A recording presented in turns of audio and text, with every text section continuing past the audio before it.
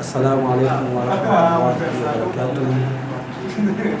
Kwa jina naitwa Ramadhani Musa Salum, ni mwenyekiti wa Madrasa Hasanaini Zanzibar kwa Al-Amsha. Napenda kutoa tangazo rasmi kwa wapenzi wa Mtume Muhammad sallallahu alaihi wasallam kwamba tunatarajia kuwa na jambo letu inshallah litaanzia tarehe 18, siku ambayo tutawapokea ndugu zetu wa Madrasa Ikhwat Maarifa kutoka Magomeni Makuti.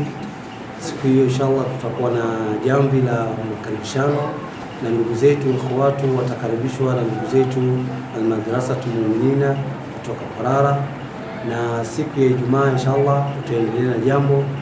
Majira ya mchana tutakuwa na jambo la kina mama, na usiku tutakuwa na shughuli nzima ya baraza nji.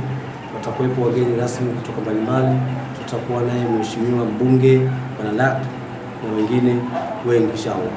Kwa hiyo na jambo letu litaendelea tena siku ya Jumamosi inshallah, ambayo itakuwa ni kilele cha maazimisho yetu ya ziara yetu hii. Ni shughuli kwa upande wetu wa darasa la Hasanaini. Tunaomba wapenzi wote wa Mtume inshallah siku hiyo waje, kwa sababu kutakuwa kuna vita vikubwa. Tuje katika usiku wa hao, hii ni special wa hao inshallah. Tutakuwa na jambo hilo na tutamaliza jambo letu la ziara yetu siku ya Jumapili panapo majaliwa. Tutakuwa na ndugu zetu ikhwatu pamoja, wataagana na ndugu zetu wa Zainul Abidina kutoka Mkele hapo inshallah. Natumai watu wote tutashirikiana kwa pamoja, tuje tutengeneze jambo hili, tumswalie Mtume Muhammad sallallahu alaihi wasallam, tupate mahaba, tupate mawadda, tupate na rahma.